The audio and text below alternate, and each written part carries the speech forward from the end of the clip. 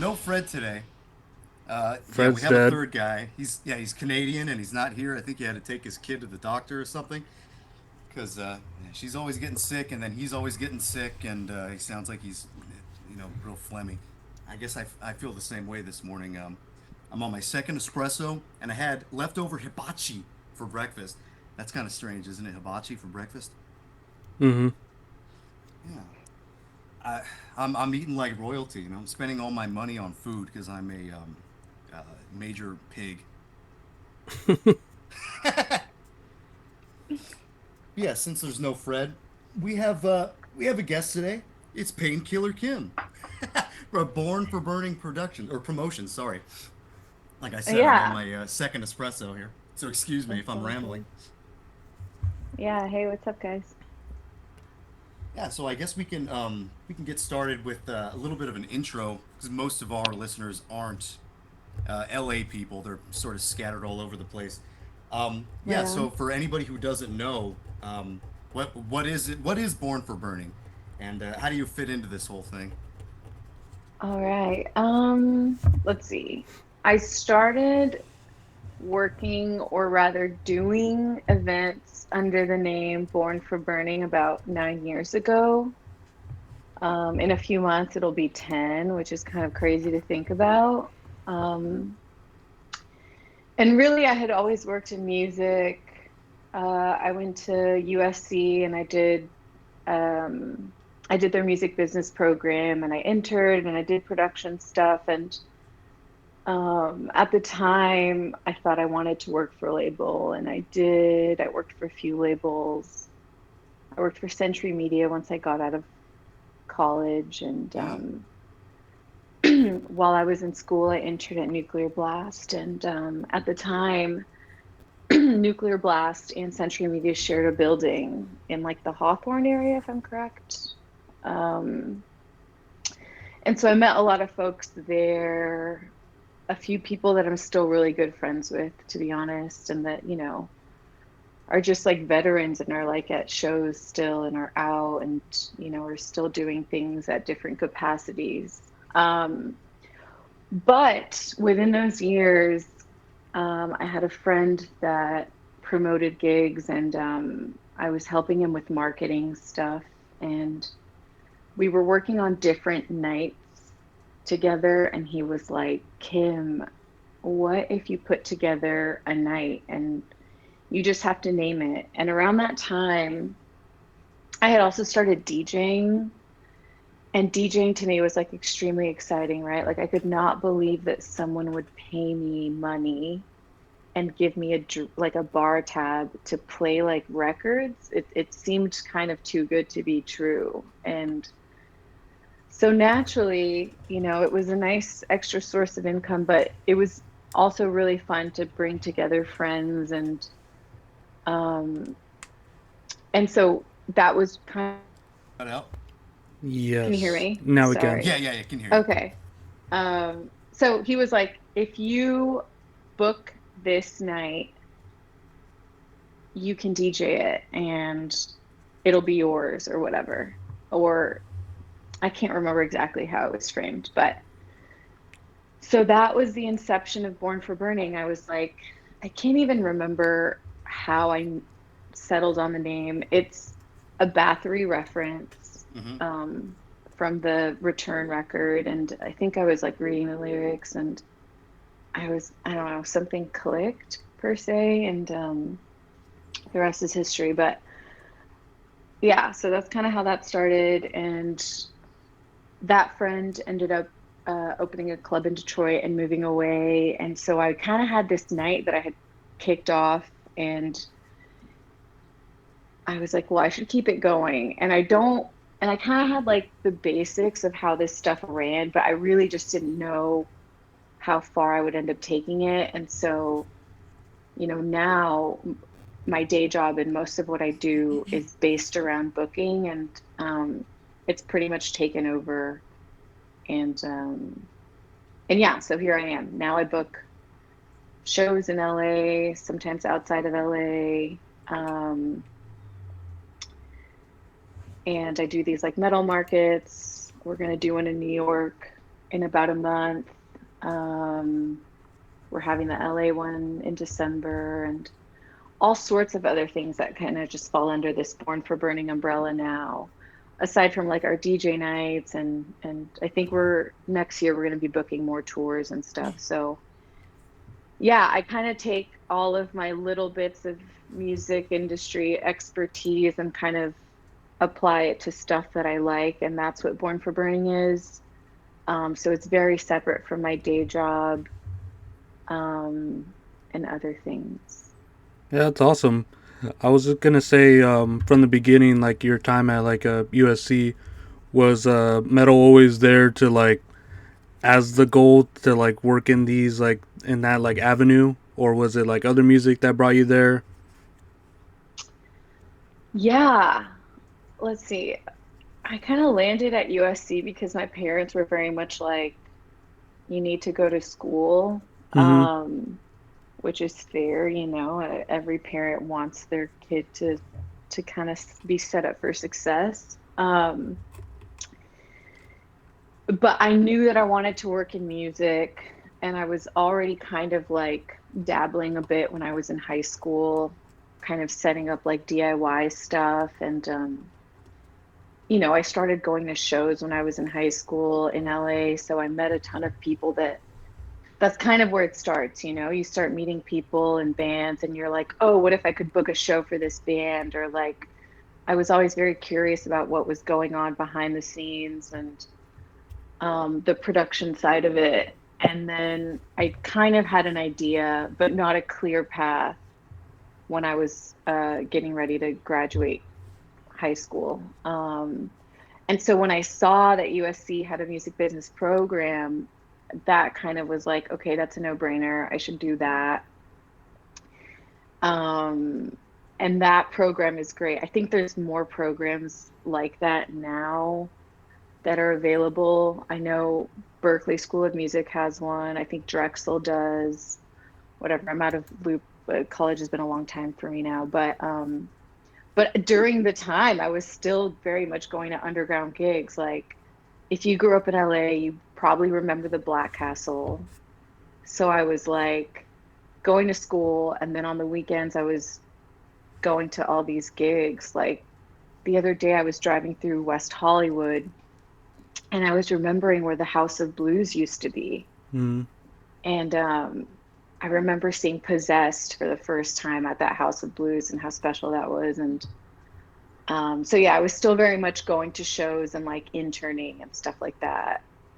Um, but yeah, I knew that I wanted to do metal, or at least that's where I gravitated to.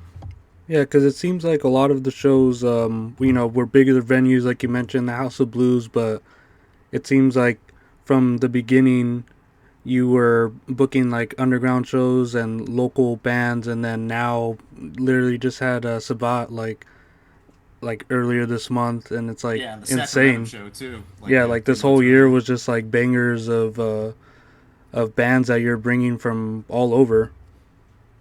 Yeah, I'm really, it's so funny. Doing that show was kind of surreal. I was talking to a friend because in 2013, I flew up to San Francisco, because Nuclear War Now did a show for them up there, and it was the first time I'd ever seen them.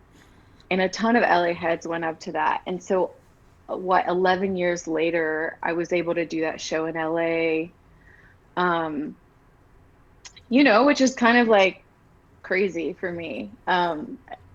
If I would have known in 2013 that I would have done like one of Sabat's biggest, if not the biggest LA show they've ever played, I wouldn't have believed it. But it's it's great to take like what I've learned along the way and to work with bands that have meant so much to me, and that continue to mean so much to me. At the end of the day, I still very much feel like that teenager that's like just discovered some of these bands. It's still special to me, and it's still cool that I get to do it. Yeah, Yeah, and you're I'm sure. definitely providing a service for the LA scene. Yeah, I was gonna say probably even Thank more you. meaningful now. That you're able to just bring them here. I'm sure that there's people from up north and throughout the states that were going to this LA show because we were in line and they're like, "Oh, sold out, no more tickets." Damn, did you guys get to make it inside? Oh yeah, Yeah, yeah, I we bought my got tickets. tickets. Yeah, I got my tickets like months ahead. I was like, Yeah, me too. I can't miss this one. Cool. I remember that Sabbath show in San Francisco, like you said, 11 years ago. A friend of mine's older brother, who was probably, I don't know, in his 30s, he comes to my door and he's like, "Hey, can I borrow 20 bucks for a ticket?" I'm like, "Dude, you're 30 something. You don't have 20 bucks. What's the matter with you?" Rough. I mean, it happens, man. I don't know. I funny enough, at that show, the Sabat show, there were, I mean, tickets sold out online, and we were trying to get as many people in as we could, but we had a couple kids come in that bought tickets from a resale site, Hmm. and I mean, they completely got robbed. It was like they sold them tickets. First of all, I was looking at the ticket and it was like a different ticketing company, which is I was like, okay, this isn't a ticket for this show. And when I zoomed in, it was like a different band at like the Fonda or something. Hmm. But regardless, we've all been there. Like scalpers are very much doing their thing out there trying to steal people's money. So I ended up letting them in and just being like, hey, please be more mindful of like when you buy resale and like I don't know, I feel like as promoters, that's happening more and more.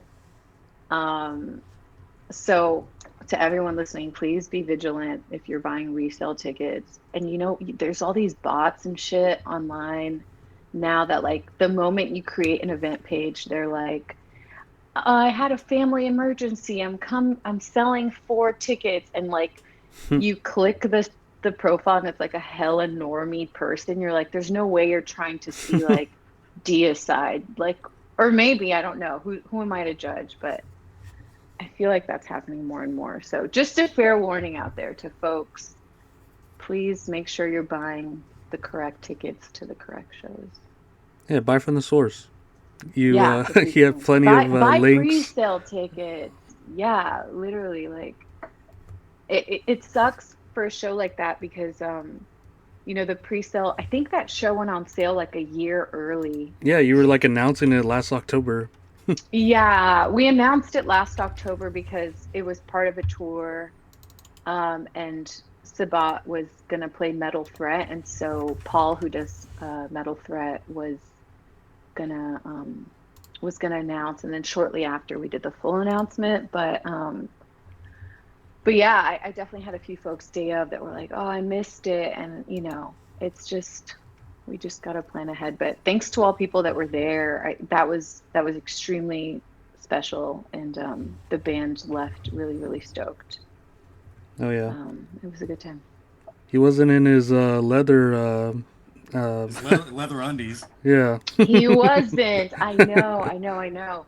So the day before they played in Hawaii for this new festival that uh, is out there, and on the flight here, the flight got delayed. So that day was really stressful for my team and I because they were supposed to land at a certain time. It got delayed. They didn't get to LAX till like way later than they were supposed to, and everything like getting them to the venue and everything on traffic, LA, Friday night. Hmm. It was just like so many obstacles, but they nailed their performance, and overall it worked out, thank goodness. Yeah, well, I can ask, besides the Sabat show, do you have any like standout events that you would put together that maybe stick out in your mind?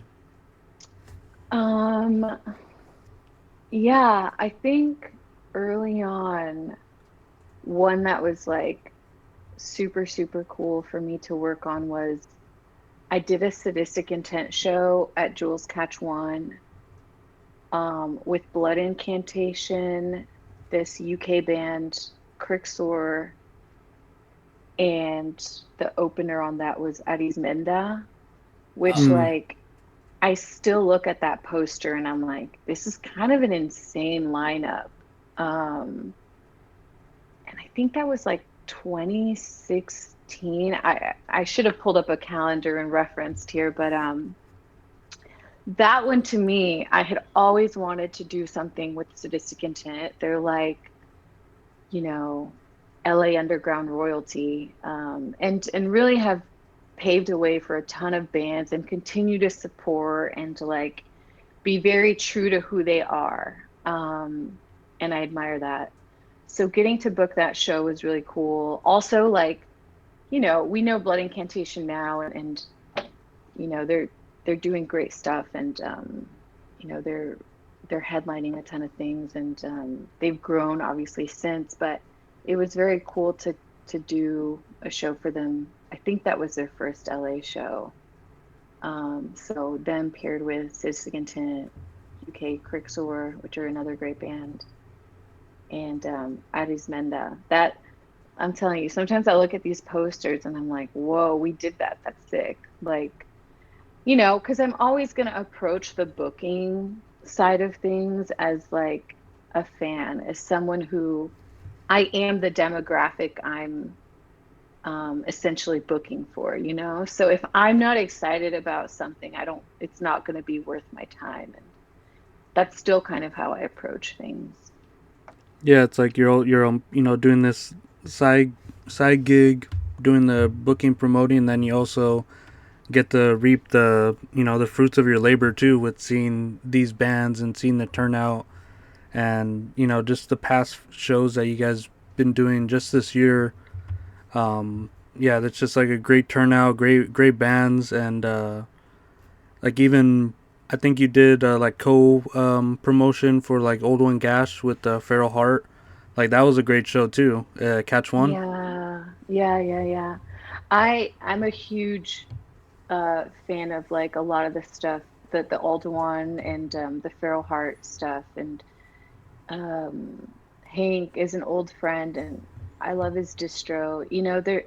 I still very much for my radio show on NTS. I'm always looking for new stuff, and I'm always buying things from his distro, and yeah, it's really important to like support the folks that are doing cool stuff because I think there's an oversaturation online Mm-hmm. of people doing things, which sometimes they're cool, sometimes they're not, to keep it, I don't know, lightly. no, we agree. We say the Especially, same thing all the time.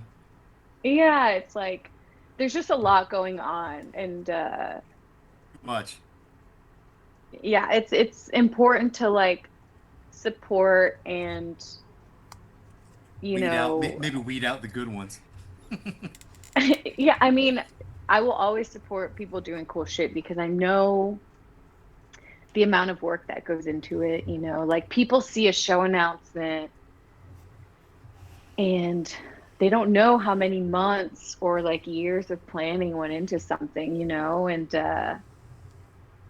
when you're on the other end of it, you kind of have a better sense. And anytime someone's putting a show together, and I know that it took a lot of work, it's like pay the $20, get there, show up. Like, LA is incredibly spoiled with shows, and I know that sometimes, there's like a ton of things competing in one evening, and it's like if you can do the best you can to support the ones that are doing the cool stuff. And so, even if it's not, sometimes I try to promote things that aren't.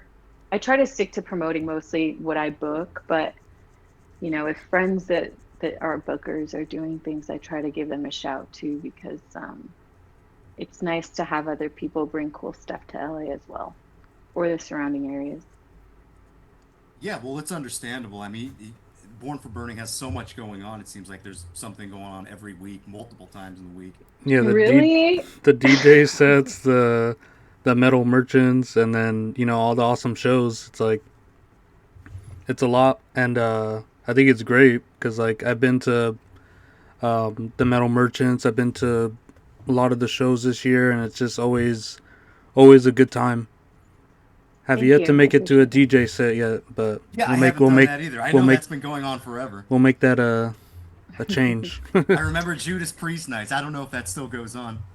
Yeah, funny enough, I feel like we were I feel like we're not as busy as we used to be, but that's just because we're a little more selective. Everyone on the team has like careers and day jobs and, lives and hobbies outside of the booking. So I try to be mindful and not keep us too busy these days. But yeah, the Judas Priest night, it's funny you bring that up. I like that started that sort of started around the time I started Born for Burning or predates it. I can't remember. But that was like such a special time in all of this development because there weren't, I mean, now you have a lot of metal nights in LA, DJ nights, which are great. I think LA doesn't have like dedicated metal bars per se. So it's nice to have nights where people can go have some drinks and hear some cool records. But around the time Judas Priest night sort of kicked off, there weren't that many metal nights. And so it seemed, and they were on Wednesdays, right? So there weren't like many competing shows like on a Friday or Saturday. And so really like people showed out. Like those nights were kind of insane. And also it was like pre-COVID, so bars and just general nightlife, I feel like changed after the pandemic lockdown situation. I don't know if you guys noticed that. Yeah, got the Um, Zoom metal nights now. you do. Well, okay, so during lockdown, we tried that too. We were doing like the streams and stuff. I was on Twitch and like that's so foreign and not really my style, but we really tried to keep up with the times. But yeah, those Judas Priest nights, I don't think there will ever be anything like that again. And it was just very like telling of the time and the need for something like that. And they were wild, man. I mean, yeah. Now things I feel like are just so much more tame and I don't know. It might be like the generation that was going to those priest nights have now settled down and have kids. I don't know. I don't really know what particularly it is, but yeah, those priest nights were fun. Say, did you ever book any shows at the Five Star Bar? I'm sure you remember that place. I did, yes. And it's so cool that you're bringing it up because, um, and I don't know when this is going to air, but I have a friend who recently, I think, purchased a portion or purchased it. And I think he's planning to reopen it, which is going to be Oh, Let's huge. And I'm go. really, really, really, really excited about it. Yeah. yeah, I that think, was the best place. yeah, 100%. I mean, after the Black Castle closed, I feel like everything went to five star and like some of the best shows, best lineups, and just like that space is cool. You know, Yeah, I was, parking so yeah, right there. that's what I was gonna say. Parking right next door. yeah, yeah, yeah, Ins and exactly. outs, nobody gives you shit. Man, that place is great. It's so sick. I know. I know. And like the drinks were like cheap. I mean, it was like beer and wine only, but like, I don't know. That's another part of a show experience is like you go to 1720 and you're paying like stadium prices for a Mm-hmm. beer. Yep. Yeah, I was there a couple And weeks it's ago. just like I don't even want to for say how much I spent on autopsy. whiskey. Yeah, dude, it was fucked. I was like, I don't know. Yeah, it's tough. It's another thing I try to keep in mind when I book shows is like where am I where like what's the experience going to be like for people? And sometimes you can control those things, sometimes you can't. Everyone's just trying to do their best. Yeah, I'm sure there's like compromise you have to do with each venue that you have to get the bands that you want to be there and the turnout. Because I think there's a few venues that you like frequent, like Catch One and what's the That other Don one? Quixote place. Yeah, and isn't it the Fonda too? I'm trying to remember. I, I I haven't don't done think anything so. at the Fonda yet. I'm trying to think of this other But one. But yeah, what is the other one? Zebulon? yeah. That must be it. Um, I'm even blanking on the venues, but yeah, yeah. Some of those things you can work with, some things you can't. I'm really excited to bring the metal market this coming December to a new spot called the Escondite. I mean, it's not new, but we haven't done anything there yet. Cause But that was like at like Club Baja or something, right? yeah, Bahia, yeah. So that place rocked. And I really liked it. It's still family owned, but we kind of outgrew it, which was unfortunate. Yeah, it was a tight squeeze there because you guys had like I think one of my friends' bands up one year Who, for Damien? yeah, for like I think it was Wizards of Oz or I think it was Yeah, Echoes. Echoes, one of those. yeah, yeah. And then you had like the vending outside and then the show inside, and it was like, damn, there's a lot of people here.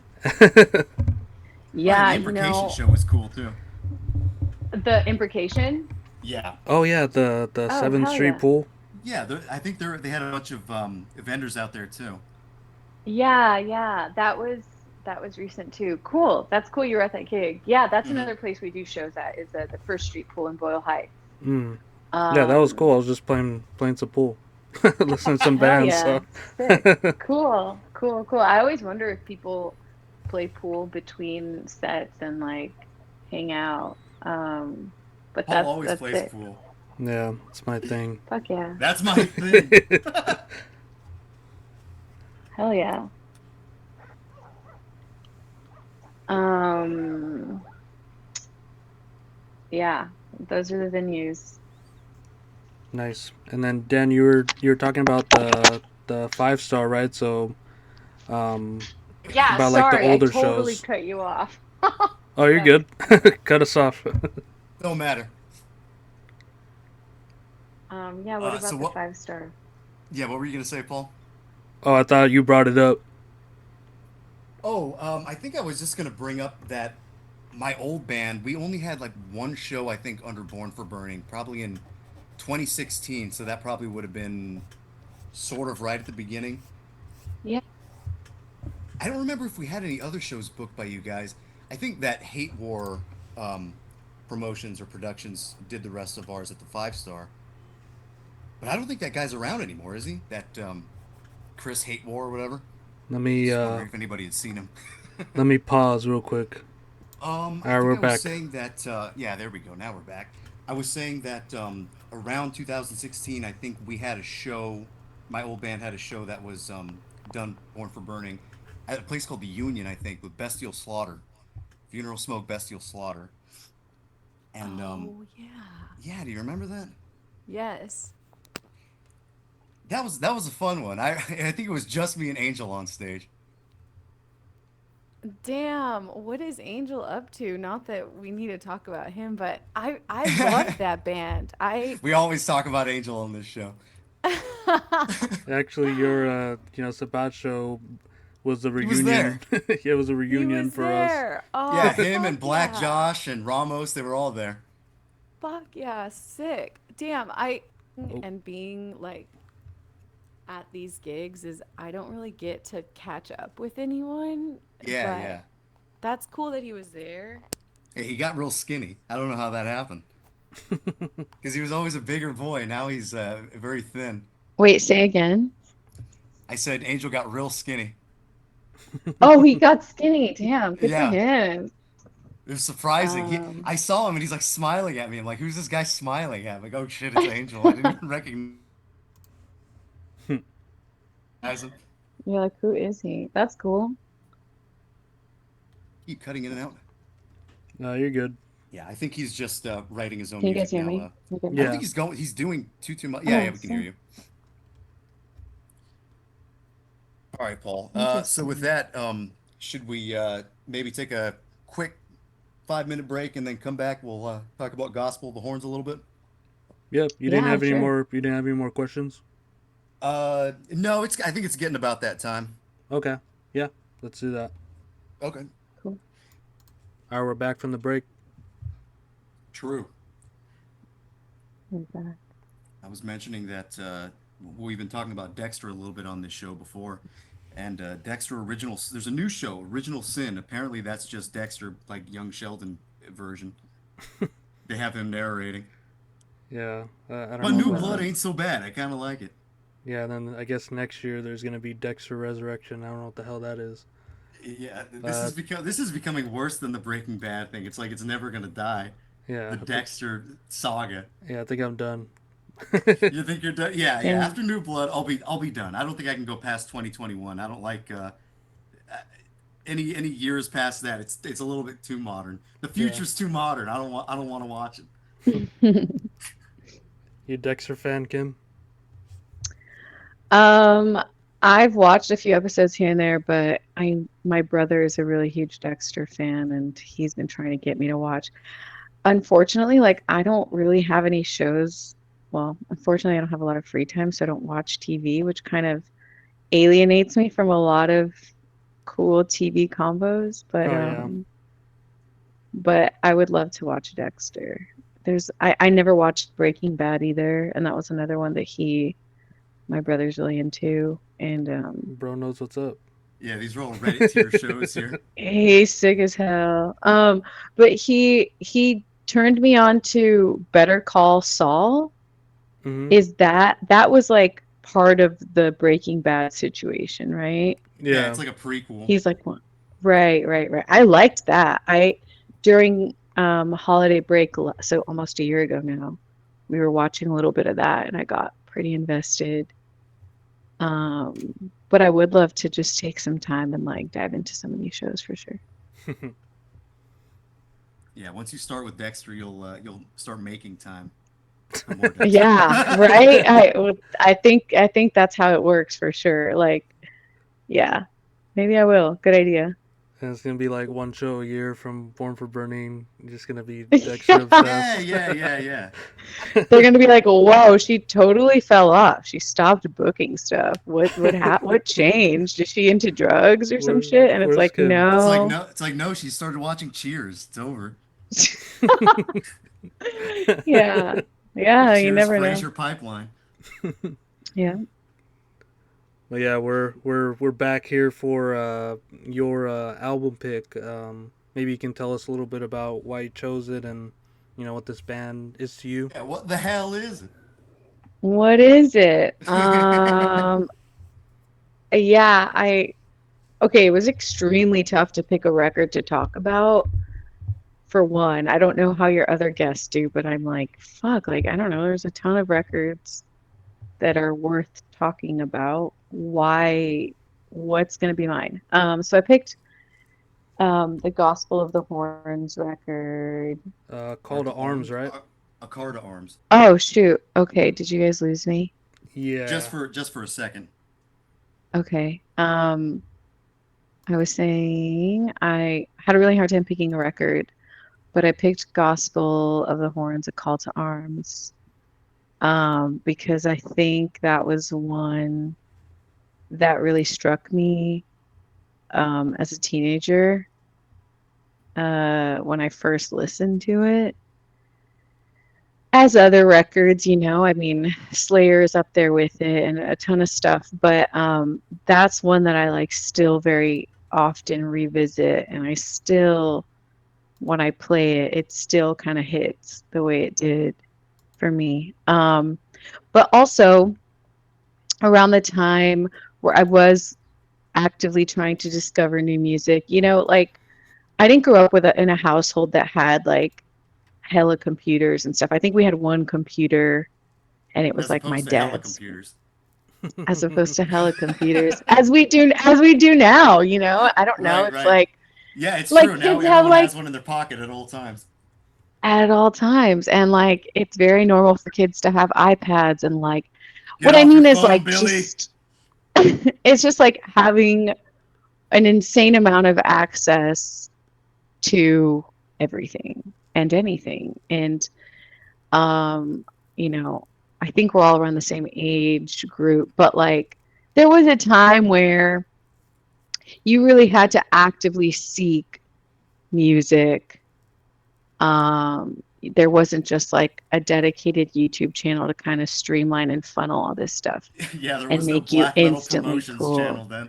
Literally, like there wasn't. And I didn't have an older sibling. I'm the oldest of, I was talking about my brother, I think a little bit, but there's an age gap and he's younger and he's not into any of the stuff I'm into. So, it's kind of on my own and whatever. When I came across this record through friends and through going to shows and stuff, it really um, left its mark. And so yeah, so I kind of had to do some digging when you guys were like, pick a record. I'm Hmm. like, well, what's it going to be? So this record came to mind. But at the time, I was pen pals with an Australian friend, and there was stuff he wanted, like US stuff he wanted. And I feel like I got a lot of exposure to the Australian scene specifically. And so I was always really drawn to like Destroyer 666. What's the other band the Gospel of the Horns guys are in? Vomiter, Is that the same Slaughter guys? Lord. There were some shared members, yeah. Oh, okay. Yeah, It's like, Slaughter Lord, their drummer became a comedian, I think. stop. How do you know that? Steve Hughes. Crazy. You've Okay. never seen that? I'll have Cool. to send it to you. It's relatively funny. Yeah, yeah, please do. I Mhm. feel like I kind of wish I didn't know that, but also cool. I mean, that's the other thing is like we have so much access that like sometimes our heroes are now like people you just see online and they're doing like goofy shit and you're like, oh, that's unfortunate. Yeah, they're on Instagram sharing unfunny memes. You go, oh, I liked your band, man. Yeah, it's just like, yeah. But so yeah, that's how I landed on this record. Hmm. Um, yeah, I guess let's talk about it. I've never talked about a record You just on spun them. record. I just spin them. I just enjoy them at home, at the bar when I'm playing stuff, but I don't think I've ever had to do any type of talking about them. So Yeah, this is cool. This is new for I me. get that. Usually when we have people on, we kind of assume they're like autists, metal autists, so they're gonna be able to like go off forever. Yeah, just gonna yap about it. They're gonna yap about their album. They're gonna like Right. dissect things. This is a Guys, I fifth hate note. to I don't know about fifth disappoint. notes either. No, you're good. No, Yeah, this that's is a like Yeah. well. this Yeah. is like a huge scene of bands like from Hobbs Angel Death to like Destroyer 666 that you were talking about, and even newer bands I think, and then older ones as well like Bestial World Less. Like this is all in like good company of this like black thrash like death side too with Sadistic Execution too, and Yeah. it seems like all these records have like this sort of foundation of like thrash but played in sort of a war metal way. It seems so Yes. It's like a weird. subdued. It's like a subdued war metal. It's like if a an '80s heavy metal band played war metal, like in Yeah, 1985 or something. yeah, like It's like that. sort of subdued. It's kind of weird. Yeah, that's like the pipeline of extremity. It's like coming straight from thrash rather than like the Canadian war metal bands that are doing it so fast and almost like grind like, where these Right. guys have like a more, I guess, grounded like extreme metal foundation, which is thrash Yeah, it's in almost like there. completely lacking the grind aspect that the Canadian stuff has. But still, it's like Right. still as extreme, and it's just like a whole other. It's like on the other side of the spectrum, but still extreme in its own way. Because thrash, when it's played in this sort of manner, it's undeniably good. For sure. Yeah. I think. between the Australian scene and the Germans doing like the black thrash kind of stuff. At the time, those were like my favorites, you know. You Yeah, have like Disaster and stuff like that.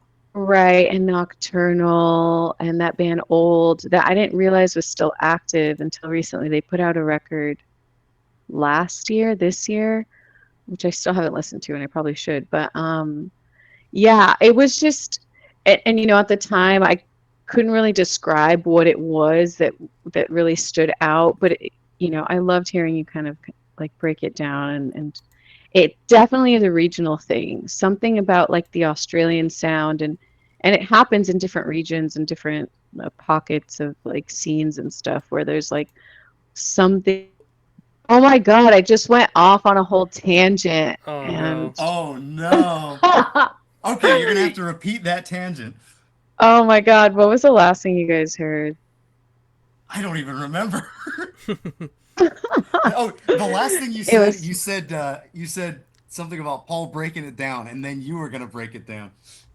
oh shit, and then I did. Yeah. No, I totally didn't. No, but I think what I was saying is the Australian stuff was really special to me at the time and still is. Like I still listen to those bands all the time. I play them a lot on my NTS radio show and but Gospel of the Horns kind of just had everything about that band. I felt like the sound, the vocals, um, really are just like what what I like. Everything I like in one band. And yeah, I liked the way you described it. It is, you know, region to region. I feel like you can hear differences. I don't know if you guys heard the part where I was like, at the time I was really into the German death thrash stuff too, Yeah. and Hmm. so those two kind of aligned for me as a teenager and still do. Like I said, I feel like I'm still very much listening to the stuff I did 15 years ago. And it still hits the same for me. So Yeah, it I don't seems know. like this record was something I came into really early on, and it was still as good as it is listening back again. And I think every time that I do listen to this record, it's just like seamlessly good. And it seems like that is with a lot of this sort of like black thrash, like war metal adjacent Australian albums, like I mentioned before, like Bestial Warlust and Sadistic Execution. Like, I don't know, there's just something to the scene that it seems so unhinged and almost like, I don't know, like barbarically played. Right. I also like that there's Yeah. nothing besides metal that's informing this music. There's no like weird shoegazy parts or like anything remote like that. It's kind of just a pure yeah, it's kind of just a pure expression of like a love for Well, or just being a fan of like heavy metal, I I guess. think like thrash is like the antithesis of like that shoegaze sound. So it's like if you have thrash in your music, I don't know if you can necessarily have Well, that sort I know of shit. Zemiel does stuff like that. This almost seems like the kind of band that would do something like that, just because I know like Mongrel's Cross. Some of these like more stately bands do like weird experimental shit, like Weapon or War March. Who this sort of remind, even like Absu. Absu kind of has like some weird moments like that too. Yeah, Totally, totally. but I think like the thrash sort of like This is more like is Or and Or something, where is it's like kind the of like two barrier thousands. to entry for Mm-hmm. like like if you like all that like sort of shoegaze stuff on its own and you're coming to a band that experiments Maybe in that. shoegaze was the wrong word. I should have just said experimental or Okay, something. so if you like I'm like, like yo, what's your thing with shoegaze? What was that? What was Um, that shoegaze band? The main one. What the hell were they Bloody called? Valentine. My Bloody Valentine. There you My go. Bloody Valentine, yeah. I was Uh, gonna say Slow Dive, but that's probably Slow not. Dive was Yeah. good too. Yeah. Look at us talking about shoegaze on the metal podcast. I was gonna say like if people who like that experimental music and come to it and it has thrash as like a main component, they'll probably be more turned off than not. Because thrash is just like inherently extreme and metal on its own. Where if you're Yeah. looking for some experimental, you can be like, oh, this doesn't fit the bill for me. Right, Doesn't right, fit the right. bill. Yeah, Yeah. and I was I mean, I think, yeah, you can tell a band's influences or like where they sort of like where their foundation is, right? Like hearing you talk about like the thrash stuff, like a lot of the stuff that I listened to early on and still am very much into, like it came from folks that like grew up or like have been fans of a lot of the underground kind of thrashy stuff. Like didn't come to metal by way of some other genre. yeah, And it seems like it just sort of evolved. And but now, you've got metal being made from folks that didn't grow up listening to it, and that And it all offers a whole other sucks. perspective. I want to say, I particularly, came from the there's punk scene. I came from the hardcore scene. Okay, go back. Kim's so diplomatic. Yes, very very so stately, much like this neutral, album. so neutral. Yeah, I mean, I can always tell, and you can too, especially like, You're I not don't fooling know, like, anyone. yeah, you've been doing the thing for X amount of years. Like, you can hear it, you can see it, whatever. But They weren't born for burning. No. Yeah, there you go. I mean, I see a lot of folks at shows that I've been seeing since I was a teenager, and you just, I don't know, you go to these things enough, you like recognize people, and Yeah, you go use a real one. yeah, like I've been seeing you forever. Like, what's up? Like sometimes shows, oh, which show was it? There was a show that wasn't my show that I got to hang out and have fun at, and it felt like a high school reunion of sorts. Not that any of us went to high school together, but like our high school years, our younger years, and kind of seeing everyone and being like, oh shit, what's up? I haven't seen you in a few years. What are you up to?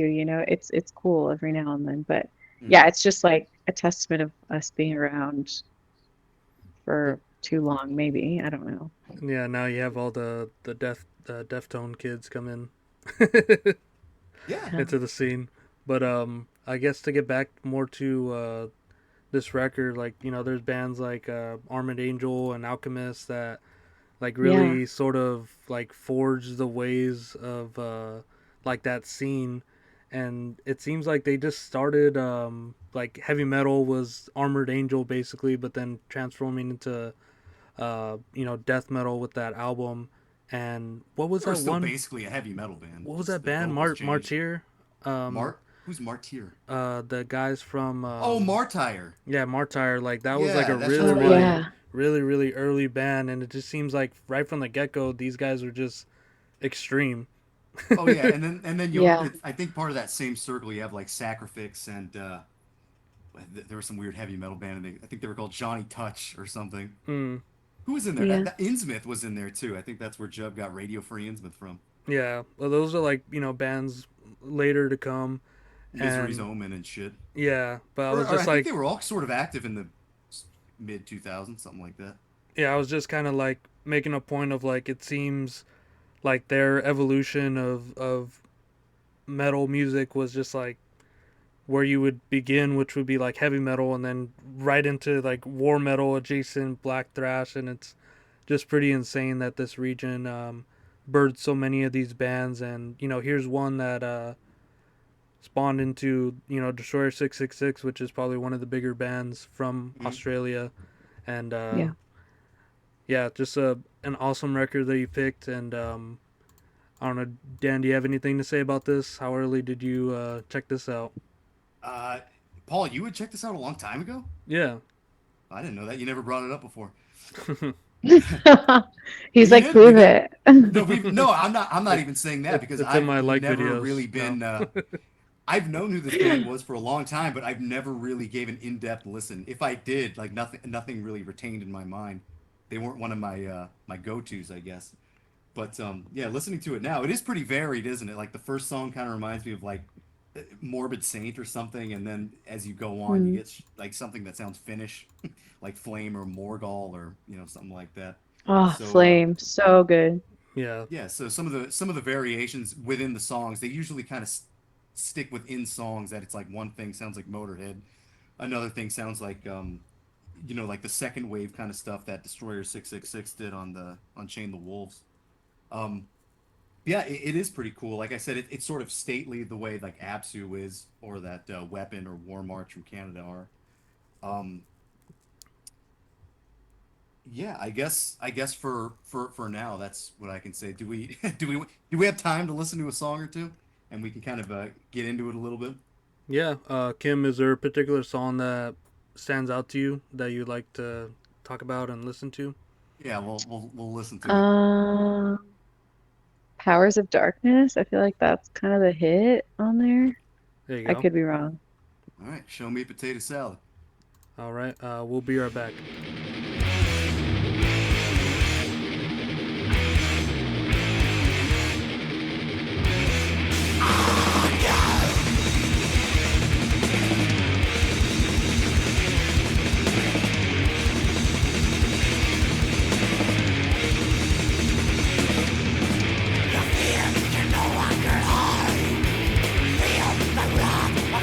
Tonight, angels of death arise, the eternal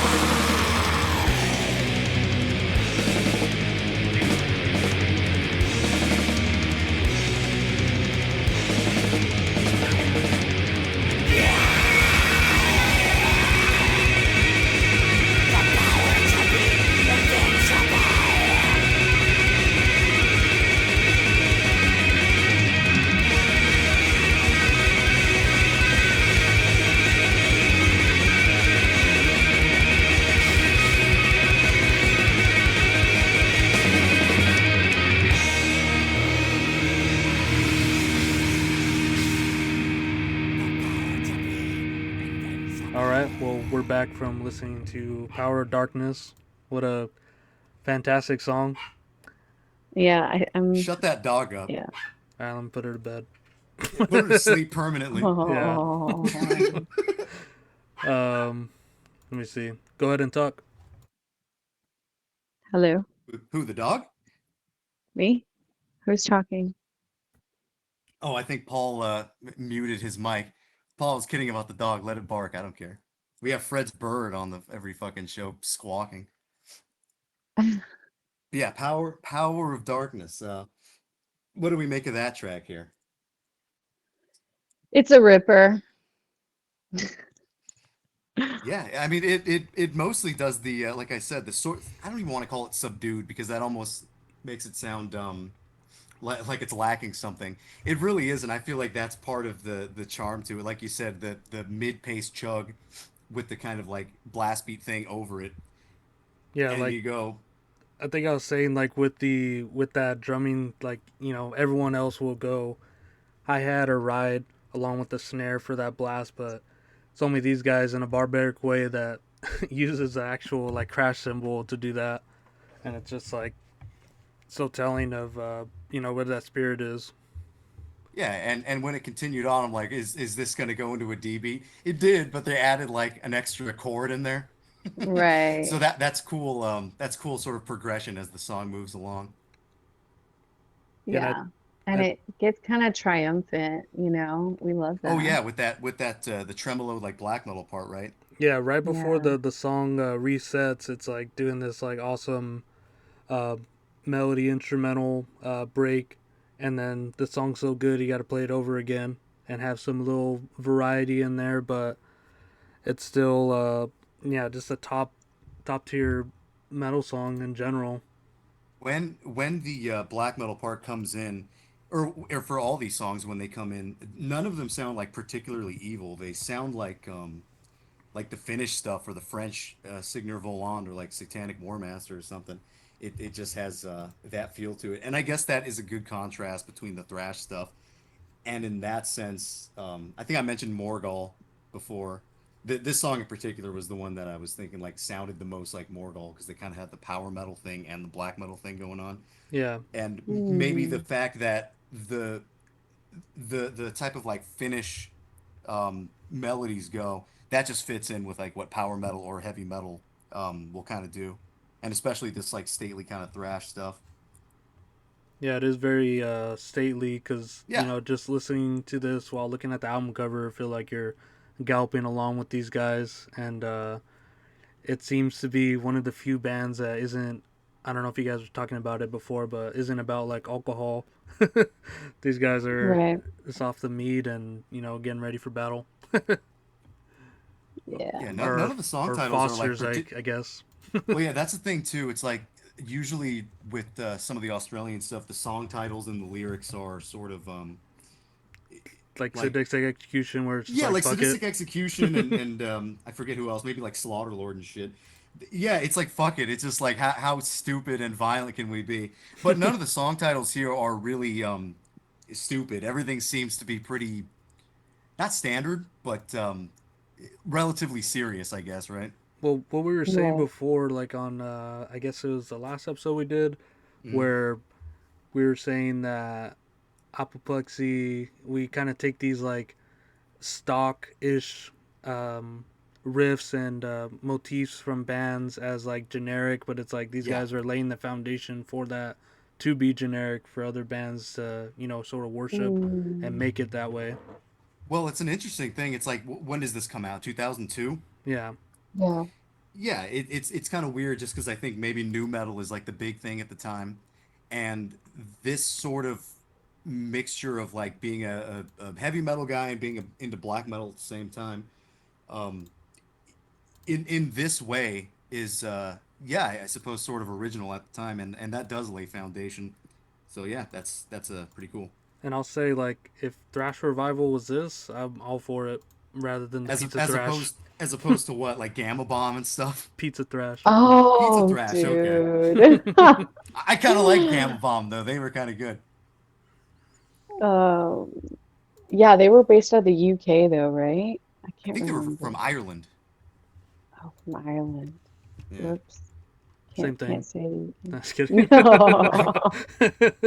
I They're think looking legit. back now, if there was any bad bands from that era, maybe Bonded by Blood, they weren't very good. Those guys are still around. I think I just saw them on a poster for Venom Inc. That's Hmm. insane. Yeah, Keep your head down and that's grind. funny. Maybe we should go see Venom Yeah. Inc. The guy from Adam Craft is doing vocals. Oh, really? Yeah. Yeah. I remember seeing Venom Inc. When they first started touring again, and it was great. So, I don't know, worth checking out for sure. They didn't play any Adam Craft songs, did they? Future Warriors? I don't, no. I think it was strictly Venom stuff. But I feel Didn't like you should heckle them in the crowd and get them to do an Adam Craft song. Yeah, when we saw Convulse at the Five Star, we were yelling for them to play some of their rock and roll stuff, but they only played their death metal stuff. Damn it! Hate Come when that on. Yeah, happens. I boo know. When death metal bands only play their death metal stuff, it's like why even write a rock and roll album if you're not going to play hoo. it? Yeah. But you got anything else to say about this song in particular, Kim? No, just that I still very much enjoy it. It kicks rear end. Um, it really does. And this record, I mean, all of it, start to finish, uh, all hits. They don't miss once, you know? Yeah, and I think like Dan was saying, they kind of have like one like style or sort of, I guess, inflection on a song or each song. So I Yeah. think if we go into the next one, Slaves, we're gonna hear a totally different side of this band and what they're capable of doing with while sounding still like gospel of the horns. So This one's a little bit more punky, I think. yeah, so we'll listen to Slaves and we'll be right back.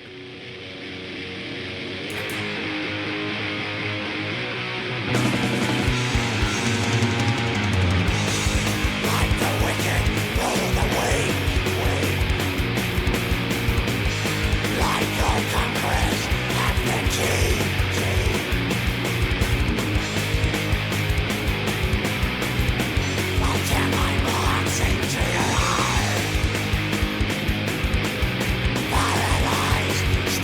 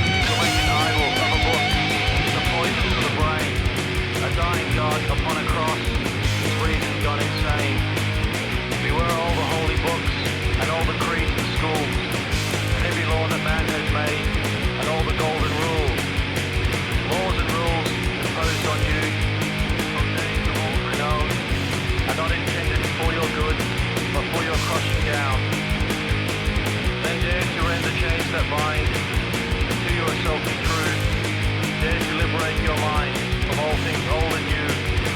Always think your own thoughts, all other thoughts reject. Learn to use your own brain and boldly stand erect.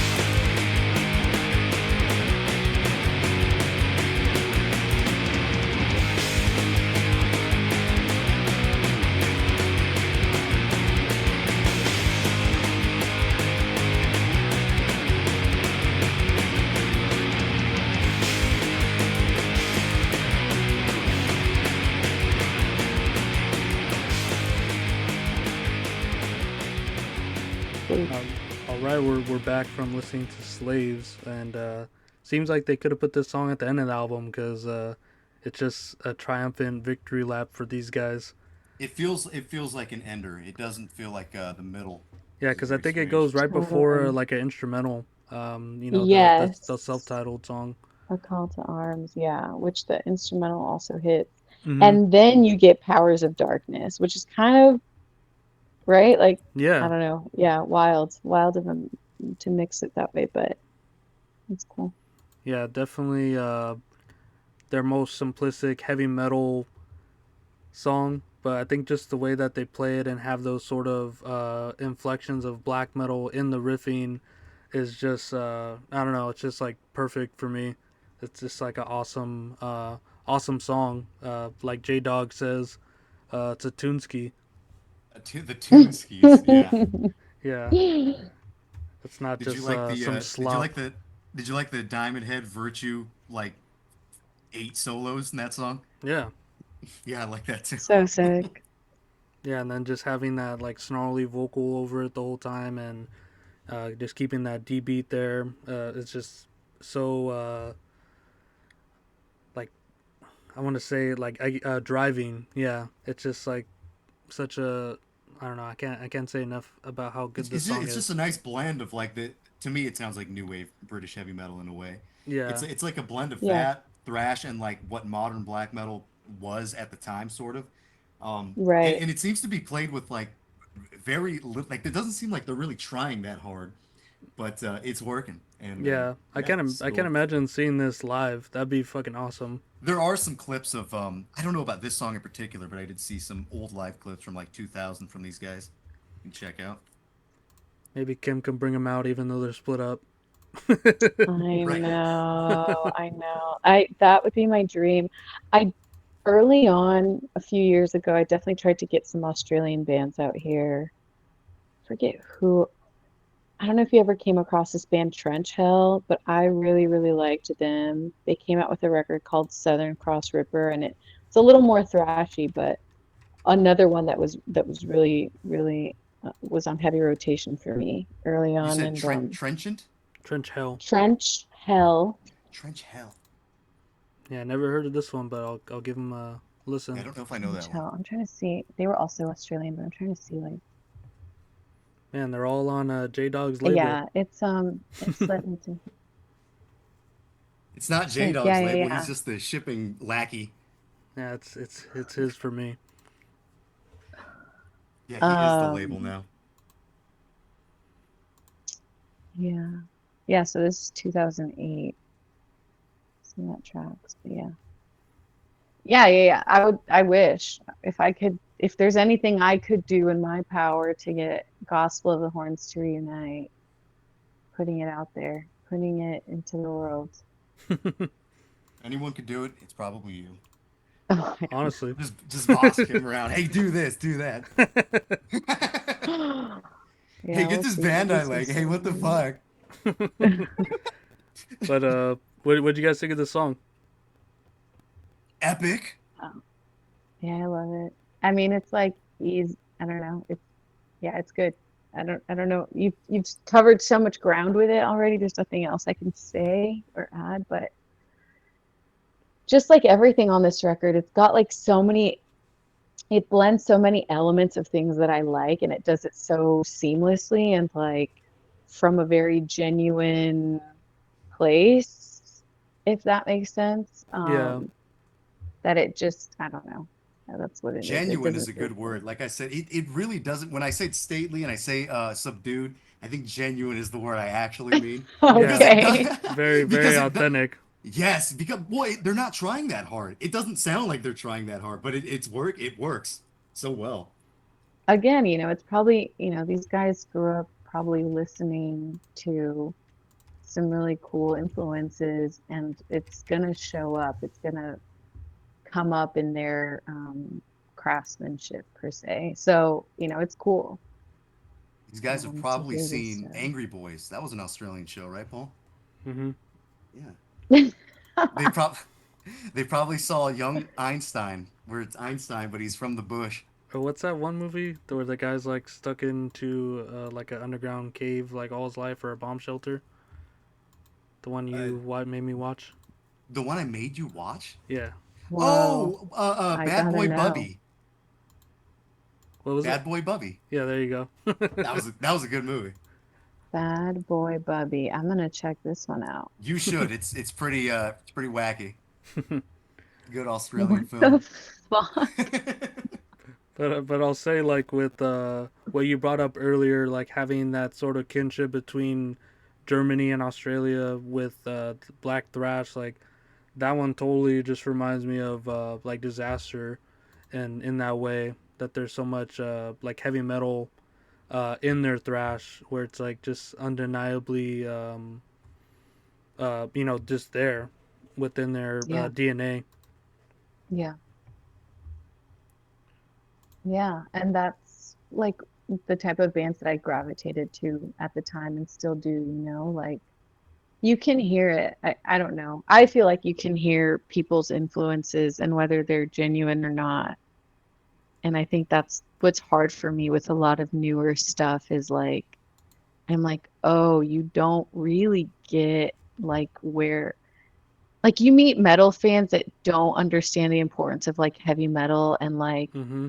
sort of what made way for the stuff that they really like. And I don't know, not that maybe it doesn't matter at all, but Matters to us. We on this it show, we matters try to to push me this idea a too. lot.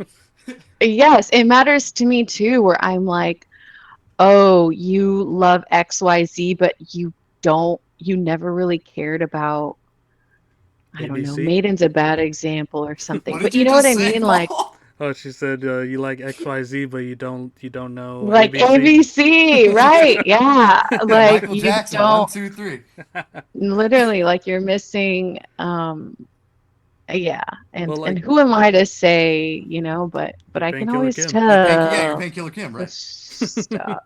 But I can always tell. I meet people that are like, people that came from way of YouTube and like know an encyclopedia is worth more than I do, but I'm like, you don't even know where these fools came from though. Like Yeah, you can't you're not going to be able to, maybe you could YouTube all of it, and it's just not, it's not not the genuine. same. It's not genuine when it comes down to it. I don't know. But like even from the beginning of the song, like we were just saying, like we all What agree, if you're like oh genuinely searching YouTube? oh, so that was such a Steve Harris intro on that bass Right, that opened up that song, and we right. always Yeah, say the on Phantom of the this Opera part. we always say on this show like basically what you were saying, like oh We always um, say kill yourself. do your homework, and like there's bands that worship bands, like you can do a like a war metal revenge worship, but if you're not listening to the same thing that they're listening to get to that point, you're not going to make anything Right. original Take As in that that. gas meaningful. mask off. Yeah. Right. I agree. I agree. And I know that it's kind of like a purist, elitist way to think of it, but It's I don't true. know. Like you watch people come and go that are like, oh, death metal's cool, or any genre. This isn't just limited to metal, of course. Like Hmm. someone gets excited about something and they're like, I want to recreate that. And it's like, sure, like no one's gonna stop you, but it's kind of what separates like the good stuff from the mid Yeah, like this or this whatever. album from like 2002 At still stands the yeah, test of time. at some point you have to be picky about what's good and what's not. You see some of these people online that just promote endless slop that comes out. You're like, how are you listening to albums that came out this year and last year? It's like it's all just rip-offs of the same shit we've heard for fucking 20 years. And well, listen, I want to support stuff that's coming out here I do now and too. I all of wish there that, was cool stuff. but there's so much of it, and I don't know how you guys where you guys go to look for new music and stuff, but I get like We're online overwhelmed fakers. with just like the amount of stuff online. Well, one, we've already established like I don't always have a lot of free time, but like Hmm. I wish I could sit around and kind of like dig through a bunch of junk and be like, holy shit, here's the gem, you know? That's what we do. We have to dig through Um, junk. yeah, It we is the all do, true. the metal junkman. But that's why it's important, for people that run like cool distros where they're kind of like helping funnel some of the cool shit. Yeah, And you have those trusted distros that you go to, and I'm saying I'm reminding everyone like you got to support, like buy the cool stuff, like keep those people in business, like they're doing us a good service by like also helping us filter through a lot of junk, Good point. where I'm Good point. like, I just I could sit through every YouTube channel and be like, oh, this, but like realistically, I Skip don't have through the and be like, this sucks. time. Yeah, mid or whatever. But yeah, it's there's a lot of stuff out there. Not all of it is good, but when there is cool new stuff, you best believe I'm gonna like mention it and put it on my radio show or whatever. It deserves our support if worthwhile. just came up with a dumb idea. What's that? So it'll be a DJ night, but it's all stuff you haven't heard, and you're just checking it out with everyone. You're like, it's just midnight, metal It's like midnight. everyone's YouTube recommendations. Yeah, Right. there. I've thought of doing that. Oh, not with my DJ nights, God no. Yeah, But it's like two birds, one stone. right, testing it out with the crowd, see if it's a hit or not.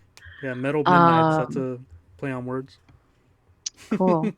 Let me know when you set yours up. I'll come by and give it a thumbs up or a thumbs down, depending on He's what's funny. working on Cool. it.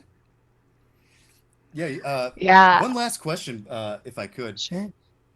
Um, yeah, we're talking about newer bands and shit and good stuff. Are there any newer bands that are standing out to you uh, as of late, Oh or is it all just man. crap? No, I mean, I book shows and I always need like support bands. So Hmm. I really try to make an effort, support bands being like openers or direct support. Right. Like for this Sabat show, All right, here damn we go. it, not again, you Son of guys. a. You'd think by now I have it down. It's when I get carried away with like a thought that I Your forget, brain and then waves are my disrupting the microphone and the it just internet it connection. just so happens. It's Too awful. much too much thinking. The last thing we heard was supporting bands at the Sabat show. Right. That was the last we heard. Yes, fuck. It was so good after that. God. Okay. So, support Watch it. No, I'm bands just kidding. at the Sabat at the Sabat shows. Um, I mentioned Hank's band, right? Yeah, Did I say that? Yeah. So Death Rights opened. They're a newer LA band. Guys like coming from the punk scene, from the metal scene, from the uh, other scenes. But that band's pretty cool. I like the way they combine kind of a ton of different influences, and you can just tell again, as we said, like it's coming from a genuine place. So Death Rights is cool. That's more like punk, thrashy kind of leaning.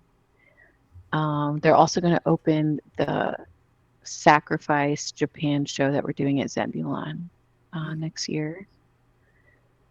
Other locals, newer bands. Fuck.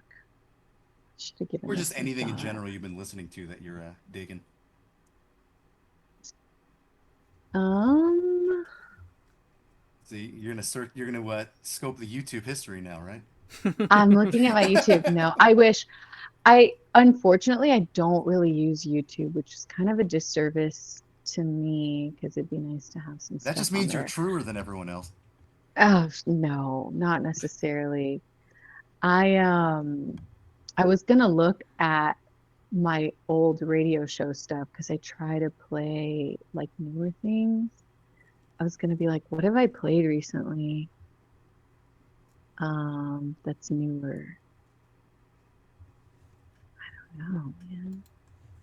Trying to think. This band Mystic Spear. They just played with Aldo and Gash as well. They were pretty cool. Listeners, write that Um, down. Mystic Spear in your notebooks. Everyone listening right now is writing in their everyone, notebooks. please. 3 weeks They in the played an future. LA show recently. Yeah, they played LA a few months ago. They were great. Um, I don't know. I'm surely missing like a very obvious like a band, and I'm gonna hate myself and be so bummed, or whoever's listening is gonna be like, damn, I can't believe she didn't say No, it's all right. We put you on the whatever. spot. Yeah, I it's okay. know, which is good, which is good. I'm so glad Well, we were talking about Hank earlier so that I could mention his band again. But yeah, I'm literally trying to look at old logs of like stuff that I've done recently. But also I play a lot of old stuff. Um, let's see. There's some stuff overseas that I really like. That needs to get over here. This new band Profanation, based out of France, Paris to be exact. They just put out a new record on Iron Bonehead, which is another label that I really like. Um, they're more like war metal leaning for sure, but done, I don't know. I hate describing things as like ignorant, but to me that's kind of like a good thing, but it's well, just like the EP when the is called riffs are Skull Crushing Violence. right, right. It's great, dude. That's what I'm talking about. So that's the level of ignorance that sometimes I welcome. Okay. It's Track good four shit. on that. Track 4 on that is called Graveyard Stomp, but I'm kind of laying sideways, so I read it as Graveyard Shrimp. and Yeah, they're sick. and this band sort of brings it full circle because also Kev Desecrator from Destroyer 666 is lead guitarist for that band. Right. Yeah. Small world, you Yeah, The know? Profanation? yeah. How the hell Yeah. did he get the Yeah, they're French? all Parish Parisian Parish guys. Yeah, they're all in Paris. Ah, Paris. Paris. Yeah, our third Um, Just host is like a just like Fred. yeah, he's our Frenchman. I'm French too, sick. except I don't speak Sick. French. Oh no. Yeah, the Frenchman, he could have been here. He could have said something in French. And I actually have a joke that Fred wrote. He was going to say this on the show, but I'll read it for him anyways. It says, "What are the first 3 months of the year according to Vlad Tepes? Hmm. War, funeral, March." He's Okay. also a Everybody dad, enjoy? so. Did everybody enjoy that? We loved it. Round of applause, please. But with that, would you want to say any final words for the album? Like, Wait, no, I thought of more bands. Is oh that yeah, go okay? for it. Yeah, yeah. Yeah, Okay. I Short show. whatever finally you want. was able to whatever I want. Yeah, Okay. There's also Flaming Ouroboros. Um, they're on the East those guys got Coast. angry at our friends for giving them a bad review. Oh, really? Yeah, he's like, "Oh, I guess you don't like Crazy. music. Fuck you." Oh shit. Okay, I love stirring the pot. Tell me more. What happened? Just a bad What? review. What? No, the review was like, "Oh, this is emo music. It's not black metal." Yeah. Okay. But to be Interesting. fair, on our year-end show, we gave them a good review. I said I liked it, so there you go. Good, good, good, good. It's different for sure. I think that's kind of what I like about it. It's not your Yeah, I like the weird. It did remind me of like '90s alt rock, sort of. I like that. Thought it was for cool. sure. For sure. And like there are other bands like doing this kind of 90s alt rock thing, and I don't know if I would support that necessarily, but I really like the way Flaming Ouroboros does their style. Hmm. And then the last one that I did need to mention, I feel, is Departure Chandelier. Mm-hmm. They just did their first live show at that festival, the Hospital Nuclear War Now Festival in Japan. And I gotta say, that was one of my favorite things I saw that weekend. And they're going to play Hell's Heroes next year in Houston, Texas.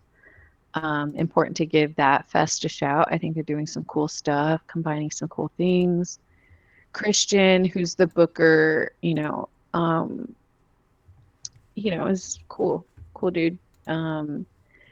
Shout out to all the bookers in the US doing stuff. I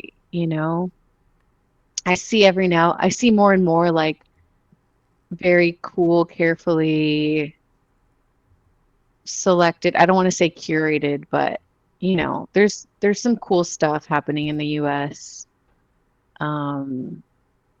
And people are working, so that's, I don't know. Shout out to them. But Departure Chandelier, if you're going to Hell's Heroes, if you were thinking about going to Hell's Heroes, I highly recommend checking them out. And then their records are out on Nuclear War now, which is obviously a label that I very much support. Mm-hmm. Yeah, we'll do a meetup, all the podcasters, and Hope will be there probably. Let's get Fred out there. Let's get Fred the Frenchman out there too. We'll all meet up in Yeah. Houston or wherever it is. Yeah, please. If you guys are all hanging out, I will definitely be there. I believe I always do like an after party DJ set there.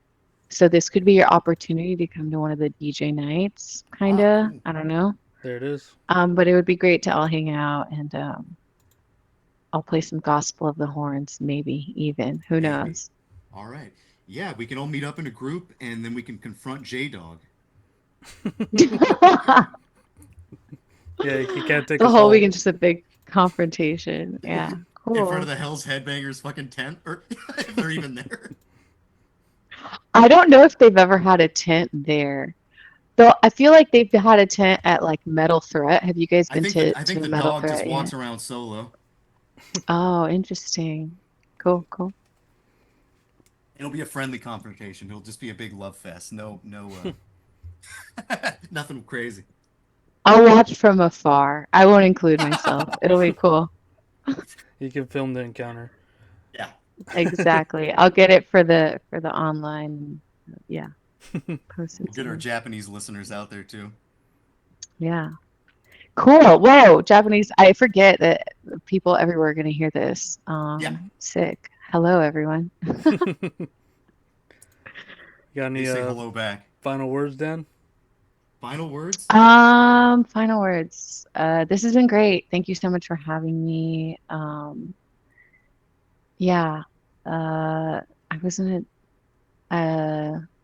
yeah, I didn't think of any final words, but thanks to everyone listening around. And I hope you guys enjoy the Gospel of the Horns record and add it to your regular listening. If you've heard it before, I hope you continue to revisit it more and more.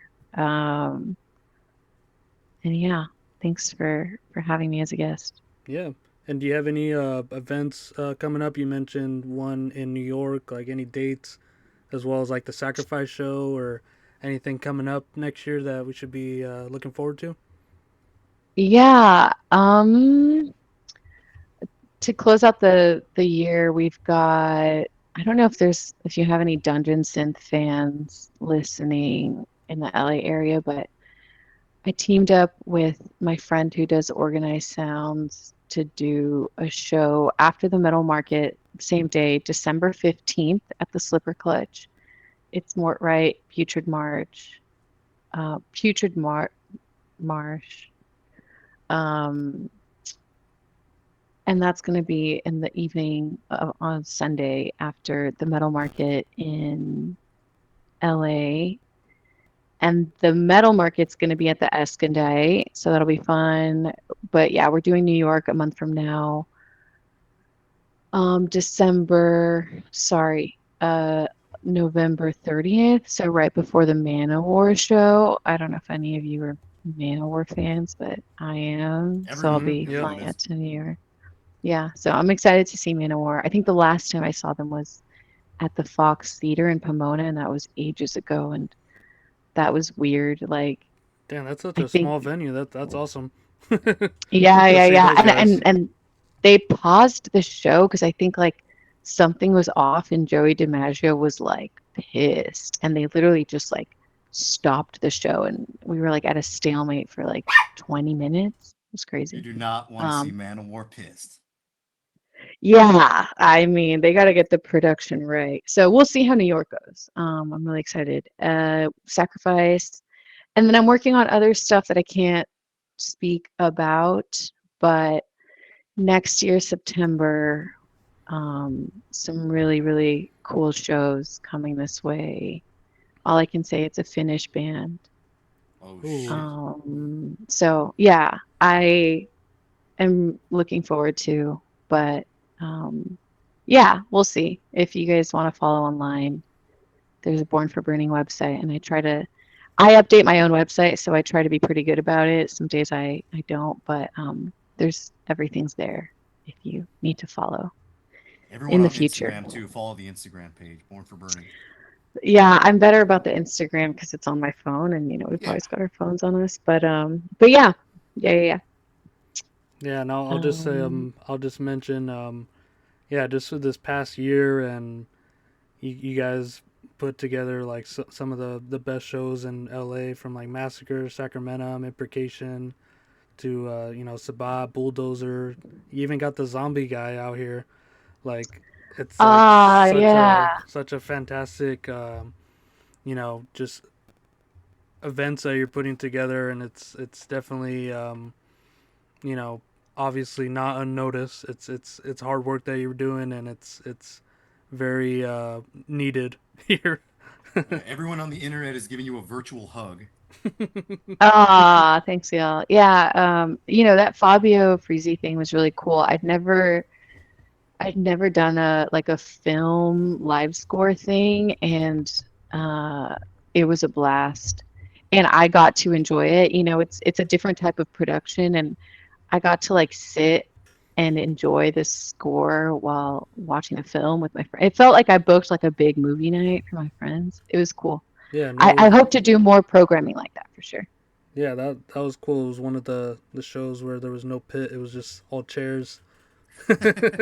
Yeah, it felt very adult and proper. Everyone's having a drink, sitting, and yeah, it was cool. Yeah, I'm gonna take December to kind of like think and brainstorm about next year and some bookings. But if anything comes to mind, you're like, kind of like, we should get Gospel of the Horns here or something crazy, please feel free to reach out, and you know, and I'll try and make it happen, or at least get the wheels moving.